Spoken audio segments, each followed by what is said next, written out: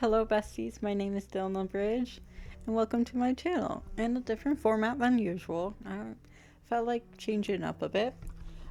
Actually, I have the puppet right here. It's not the most well made, but it was my first one. I was very proud of him. I love little blob fishies. So yeah, sorry for not uploading all month long. I had a really bad month. Got fibromyalgia, so it was just a shit show for me. But yeah, I have a microphone now, and not just my headset mic, which is what I was using before. Um, it, and usually this is now just sitting on my desk, which is over in that area of my room. My room's very long, but I wanted to show off some of my comic collection. You can't see it all, but I mean, this one has a couple comics at the very end that are related to Smile for Me. Very great game. I have two of the artists' comics. You go. Then I got my Marvel, and I have like my Dark Horse, Boom, Image, and then like the Independent, and then I have a little bit of DC. It's mainly Sandman down there. We don't talk about Neil Gaiman, but I have all 6 volume books. And even Death. Yeah, no, I have a shit ton. And even more comic boxes. But yeah. Well over 1,000 comics. I've been getting them for a few years now. But today we're going to have a time lapse of She-Hulk and Daredevil from the beginning of his newest run, which I actually drew this before I started getting those comics, because it was before I could drive. So yeah, I would just see them and I'm like, oh my god, I need them in my life, and so I drew it. Anyways, but most importantly, what we're talking about today is actually Moon Girl and Devil Dinosaur, her 10th anniversary special that was released earlier in the year. Her anniversary will be like November 15th, I believe. November 15th, because she first came out back in 2015. I don't know why they didn't release this in November, but I don't know. It was cute though, and I don't regret picking it up. I didn't even know it was coming out. I saw Daredevil on the cover, and I'm very predictable. So there's actually 2 comics in here, but we're only going to be talking about one. So there is Devil Girl and Moon Dino, but we're talking about Happy Birthday because Miss Girl turned 10, or is turning 10, because her birthday isn't till November, which November 25th, which we find out in the little invitations on the title card. Or title screen, or title page. Whatever. Title whatever. But yeah, no, it's cute. I love getting like the cutesy comics every once in a while. Most of my comics are very serious shit, and I just want to have fun. Just want to have fun with life. So, so yeah. Let me know if you guys want like a comic book tour. Let me know. And also, I'm reading the script off my phone. I'm not memorizing this shit. I write it in Google Docs for a reason. And now with spoilers ahead, let's get started. It starts off with the Thing showing up to her little birthday party. They're just in New Jersey, I believe that's where she's located. Like the Lower East Side, to be exact. I say to be exact, I just say Lower East Side. I don't know anything about like the East Coast and shit, really.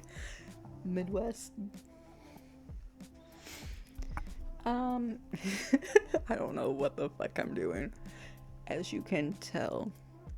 But Ben shows up with balloons and cake, and Lunella tells him that he's late and everyone else has already arrived. And by everyone else, I mean Captain America, Doctor Strange, Moon Knight, and of course, Daredevil. And then Ben is about to give her her present when Steve mentions that she asked for his shield. And it's like, my shield's not a toy. Sorry, Oreo. My cat Oreo, he's making biscuits. And he was just did a long pause, so I was like, oh god, what are you doing? Um, but she tells him that she's in charge right now and he needs to get with the program. This is a very common theme of him just not wanting to follow her plan. This is her day. You know, she's not just like your average kid. She's literally a superhero, so and she mentions that Steven is about to give her like this magic 8 ball and he brings it up as the Eye of Agamotto, whatever the fuck bullshit that okay. I'm not that into Doctor Strange. I don't know. And he corrects her and it's like all that shit and it's like it's not here to answer your questions. It actually explains what it is, but you know, I don't know that much about it. You know, realities and all that shit. Hi Oreo. What am I doing?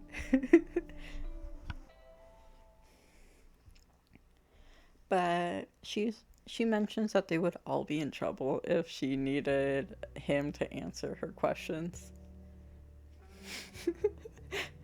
Hi Oreo. Bye Oreo. And then we get to find out what Ben brought for her, which is the ultimate nullifier, which Reed did not want him to give to her because it's only like the most dangerous object in the known universe. And Ben figured that she already kind of knew that and was alright. You know, he was chill with giving it to her. He's like, yeah, she's got this. The only one of him, Doctor Strange, and Captain America that's like just chill with giving her what she wanted. And isn't like explaining it to her as if she was like an average child. And then we get to find out what Matt and Mark brought for her. Because Matt's confused on why she would ask for all these extravagant things and only ask for a gift card to Yancey Burger from him. And Mark was only asked to bring a Lockheed plush, which I didn't know who Lockheed was. I hope I'm saying his name right. I mean, I'm assuming that's how you say it. I didn't know who he was, and I found out he was from X-Men, and I also recently picked up a comic with him in it. I find a lot of X-Men comics in the 50-cent bins at my local comic shop. So yeah, I mean, this comic has a lot of like the little editor's notes explaining where some things are, and I think it's really cool because I like to see if I have those comics. And Lunella tells the two of them that she just wanted them there to look cool, which headcanon, those two are her superhero dads. That's my silly little headcanon. And also they're a really cute ship, very underrated ship. Go read their fanfics. Steve is like kind of sus on what her plan actually is, but she mentions that it wasn't actually for her, and points towards this market stand. And inside that market stand is Impossible Man, and I didn't know who he was until this comic, because I have some Fantastic Four comics, but I don't have a lot, and I didn't have any with Impossible Man, because that is actually where he is from. Fantastic Four number 11 from November 1st, 1962. 2 years before Daredevil was released, 1 year before X-Men were released. My senior year of high school, put Daredevil in as many school projects as possible. Also my junior year, but that was online, so you know. So yeah, I did a entire history project about Daredevil, so I know his release date. I can't remember the exact date in April, but I know it's April 1964. His 50th, or no, 60th was last year. So I got a lot of Daredevil merch. Okay, anyways, back to Moon Girl, the star of this video. And now, like, Impossible Man, he's just chilling on this market stand, reading some comics. And she walks over to him and she tells him that he's causing a lot of problems and people are freaking the fuck out. And he's like, I'm just having fun. And then they argue for a bit. And she whistles and summons her boys over. And they start to fight. And then he makes a bunch of tiny Impossible Men. And Matt is hella confused because, you know, with his powers, he's like, what the fuck's going on here? And then we start to see him put himself and Moon Girl into a bunch of different pocket dimensions, starting with him up in the tower as a princess and saying he'll be playing princess this time, and instead of slaying the dragon, she can team up with one. And then they're in the ocean and she's confused, stating this doesn't make sense. How can anything that doesn't make sense be happening? And then he steps into a rocket, which then he turns into said rocket and blasts off to the moon, telling her to use her imagination. But then that's the end of the pocket dimensions because we're back to the Lower East Side. And Impossible Man is calling her no fun, and her boys fight him again as he turns into different animals. But Lunella is still determined to stick to her plan, and when Steve tries to tell her his plan, she tells him to simply zip it. This isn't his time to fucking shine. It's very silly, but it's important to me to mention that Ben brought up that he was the first one to say, this guy, he's impossible. Very silly, but I had to. You know. I like the sillies. But Lunella isn't letting them give up. She still has her plan. She has Ben keep fighting, Steven to keep going with his magic. She has her Devil Dino, Matt and Mark go at Impossible Man. He puts it together saying Moon Girl and Devil Dinosaur, Moon Knight and Daredevil, I got it. He turns into a combo of Devil Dino and Lunella, saying Night Girl, Daredevil, Dinosaur. And we get to see into her thought bubbles that heroes show up, but they also like to show off, and she knows that Impossible Man gets that. And even gets her, you know? He thanks her, and after turning back into himself, and mentions that he had too much fun and needs to go home to a quiet space. And Steve is curious what her plan was, which was subtraction by addition. That when she brings up the fact that when he first came to Earth, he wouldn't leave until everyone had ignored him. Reed came up with that solution, but it wasn't working this time around. So she thought, you know, it wouldn't be a bad idea to give him the attention he wants, because sometimes it's not bad to give in to what people want in life. And he just wanted attention and maybe even some friends. And that's when it hit Steve that they were just there to entertain him. So they all leave, and Ben is walking with her and telling her that she didn't have to lie to get them all there. But she tells him that she wasn't lying. It actually was her birthday.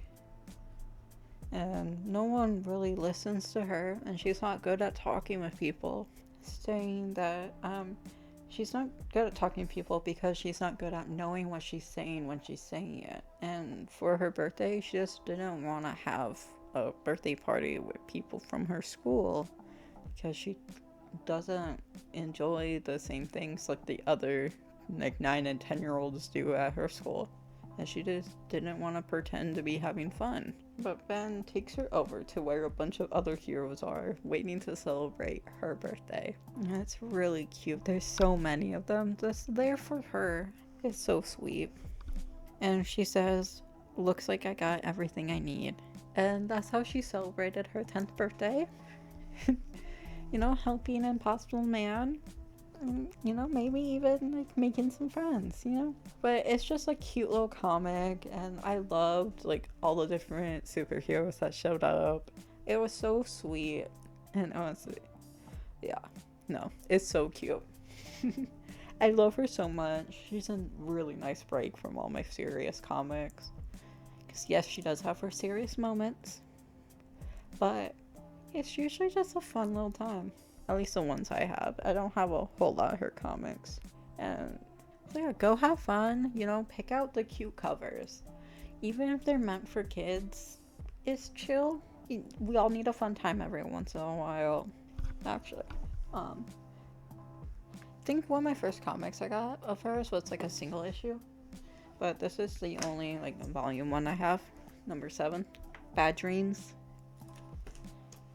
She's so cute. I love her. I love Moon Girl. I love Miss Marvel. Yeah, give me some kitty comics. So yeah, hopefully I won't be, you know, missing for over a month again. I didn't mean to do it. I had this video, like I started scripting it or writing notes for it like a month ago. And then I just lost all motivation and was super ouchy and super depressed. So yeah, I hope y'all enjoy. Let me know what else you want me to talk about. And my social media links will be in the description below in that card link. And yeah, see y'all next time. Bye bye, besties.